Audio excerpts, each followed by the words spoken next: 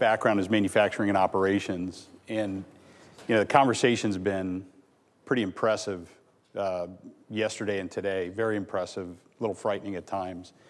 And I'm in the plant, right? I work in a role that spans all of our operations. I'm part of GE Digital. But my objective is to figure out how to drive the outcomes in the manufacturing setting. And I thought this was a good commercial because this is what happens on a daily basis in the plants, right? We've got folks who are swinging a sledgehammer and folks like me who show up in a sport coat from corporate there to help, and they don't quite understand how that's going to come to fruition.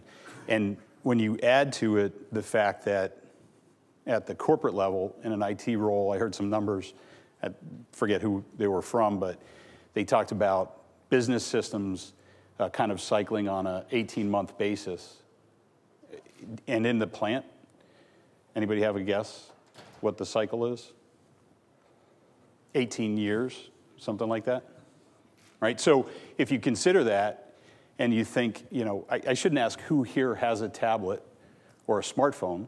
I should ask who here doesn't have a tablet or a smartphone, but then you go into a manufacturing plant and we're actually having celebration when we put some technology out on the plant floor, like tablets, right? And it's, we have 4-year-olds that have their own tablets, and we have operators running $250,000 pieces of equipment, building $1 million devices and putting them in the field that don't necessarily get access to that type of device.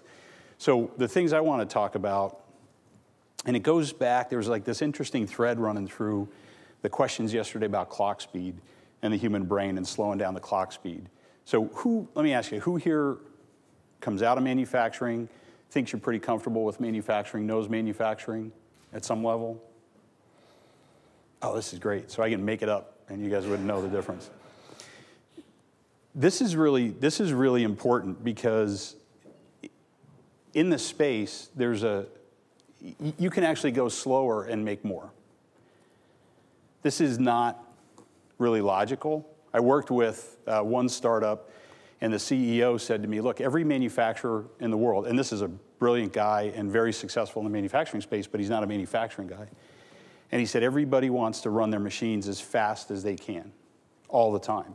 I said, that's actually not at all true, not even close to being true. I just want to run them when I need to run them to meet the objective I need to meet. So you'll hear Jeff Immelt talk about no unplanned downtime. We don't talk about no downtime. Now, he didn't ask me before they started using that tagline, so I would say, in my opinion, it's about the risk associated with the downtime that gets logged, what you're willing to pay for it, and then how that gets woven into what you do. So this is really a data problem that we have to deal with, and I think we're missing just a monstrous opportunity, right? So I want to walk through some of the reasons why I feel that way, what the model looks like going forward. And it's very optimistic in my opinion because everything we need to do exists today. There's nothing that we've talked about. We don't necessarily need the quantum computing yet in the plant, but we will if we do these things very shortly.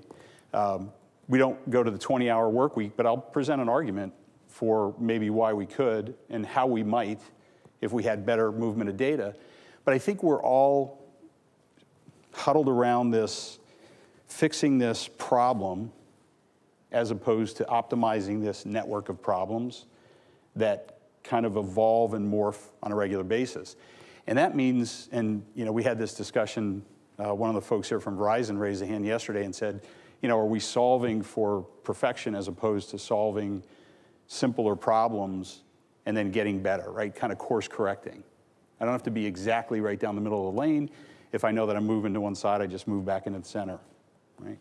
And if I look at the plants, I think we need to look at how the data moves and how we use these systems from a different perspective.